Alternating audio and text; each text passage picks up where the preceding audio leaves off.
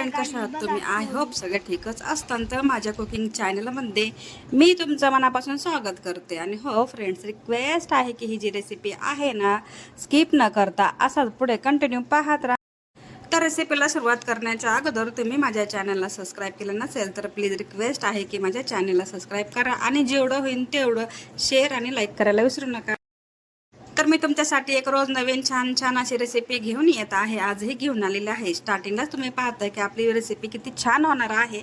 आणि हो, मी कुठं चालले ते पण तुम्हाला सांगणार आहे. तर व्हिडिओ स्किप न करता असंच पुढे कंटिन्यू पाहत राहा.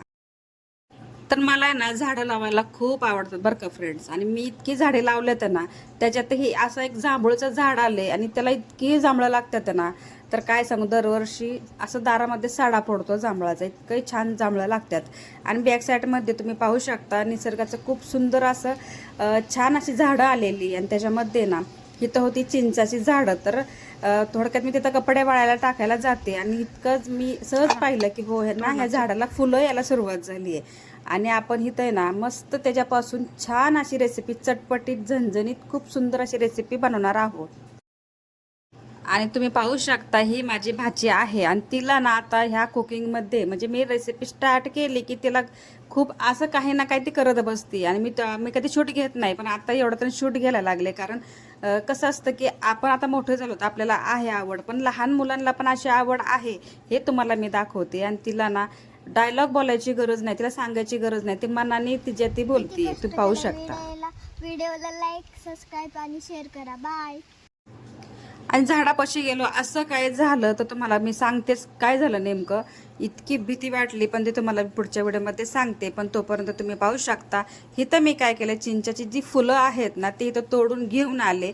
आणि आपल्याला लागणारच बाकीचे काय साहित्य आहे ते तुमच्याशी शेअर करते. इथं मी घेतलेलं आहे चणा डाळ, जवळपास अर्धा कप घेतलेले आहे. आणि त्याला मी थोड्याशा पाण्यामध्ये जवळपास अर्धा ग्लासमध्ये भिजून ठेवते अर्धा तासासाठी. आणि आपल्याला काय करायचे, शेंगदाणे जे आहेत ते थोडेफार भाजून घ्यायचे. त्यानंतर ना मिक्सरमध्ये आबडधोबड म्हणजे असे दाटसर राहतील अशा पद्धतीने आपल्याला शेंगदाण्याचा कूट करून घ्यायचा. आणि कशा प्रकारे केलं ते पण तुम्ही पाहू शकता. खूप काही बारीक करायची गरज नाही आहे, थोडेसे आबडधोबड असले तर खूप छान. तर तुम्ही म्हणता एवढं झाड दाखवलं, एवढी फुलं होती तू एवढीच घेऊन आली का? पण झाड जरा उंच होतं ना, तर जेवढे आपल्या हाताला आले तेवढेच आता मी काढून घेऊन आलोय.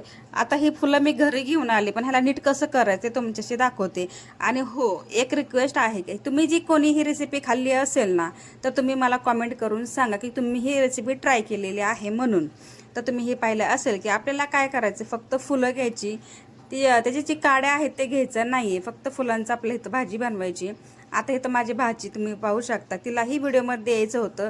आता ती म्हणले चल शूट कर. म्हणलं ठीक आहे, तू तू बनव. म्हणलं मी शूट करते. तर तुम्ही पाहू शकता जसं मी करते ना तिला तसंच करायचं आहे.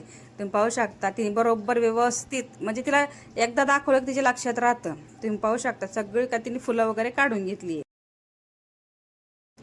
आणि जी फुलं आहेत त्याची काड्या वगैरे काढून घेतले, सगळं काय कचरा वगैरे साईडला काढून मी काय केले, ह्याला पाण्यामध्ये ना 2 ते 3 पाण्यामध्ये स्वच्छ धुवून घेतल्यात. कारण खूप म्हणजे धूळ वगैरे असते ना, त्यासाठी काय करायचं 2 ते 3 पाण्याने स्वच्छ धुवून घ्यायचेत हाताच्या साहाय्याने. म्हणजे खूप दाबायचं नाही आहे, फक्त धुवून घ्यायचेत आणि साईडला एका चाळणीमध्ये काढून घ्यायच्यात. तर इथं आपण आहे ना आता भाजी बनवायला घेऊया. तर आपण कढई तापून घेतली आणि कढईमध्ये ना जेवढं आपल्या भाजीला तेल हवंय तेवढं इथे मी ॲड केले. तेल छानपैकी गरम झालेलं आहे आणि त्याच्यामध्ये 1 टेबलस्पून इथं मी काय केलंय, जिरं घेतले, मोहरी घेतली. आणि छानपैकी ना तडतड आवाज येईपर्यंत असं लालसर झालेलं आहे. आता ह्याला काय करायचंय, इथं काय केलंय, मोठे 2 कांदे आहेत ना बारीक बारीक असे चॉप करून घेतलेत. आता कांदा जे आहे आपल्याला लाईट गोल्डन होईपर्यंत, म्हणजे गोल्डन कलर येईपर्यंत ह्याला काय करायचं, तेलामध्ये परतून घ्यायचे. तर कांदा जे आहे तर छानपैकी कलर आलेला आहे. आता ह्याच्यामध्ये काय करायचं, 1 ते 2 टेबलस्पून इथे काय करायचं, लसणाची पेस्ट घ्यायची. आल्याची पेस्ट जर तुम्हाला आवडत असेल तर तुम्ही घेऊ शकता. इथं मी स्किप केलेला आहे बरं का. इथं मी काय केले, लसणाची जी पेस्ट ॲड केली ना ते पण चांगल्या कांद्यामध्ये आणि तेलामध्ये पूर्ण कच्चा पण ह्याचे जाईपर्यंत काय करायचं, ते फ्राय करून घेतलेलं आहे. तर आपल्या लसणाची पेस्ट वगैरे आहेत परतून झाली. त्याच्यामध्ये बेसिक मसाले कोणते घालायचे, हळद घालायची आहे.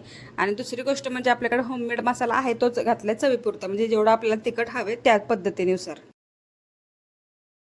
आणि मसाला टाकल्याच्या नंतर थोडंफार काय परतून घेतले आणि त्याच्यामध्ये पूर्ण मसाला म्हणजे कांद्यामध्ये एकत्र झाला आणि त्याच्यासोबतच मी काय केले, जी चिंचाची फुलं आहेत ना धुवून घेतलेली आहे त्याचं पाणी वगैरे पूर्ण साईडला काढून घेतले आणि नंतर मी त्या मसाल्यामध्ये ॲड केले आणि 2 मिनिटासाठी मी पूर्ण मसाला एकत्र करून घेतला आहे आणि 2 मिनिटाच्या नंतर आपण जी चणा डाळ आपण भिजवून घेतलेली आहे ते इथं मी ॲड केली आणि तुम्ही पाहू शकता आत्ता जस्ट की आपली रेसिपी कशा पद्धतीने सुंदर दिसत आहे आणि हो इतकी चटपटीत आहे ना, जशा प्रकारे तुम्ही चटणी बनवतो ना चिंचाची तशा पद्धतीने इतकी सुरेख लागते ना खायला की काय सांगू तुम्हाला.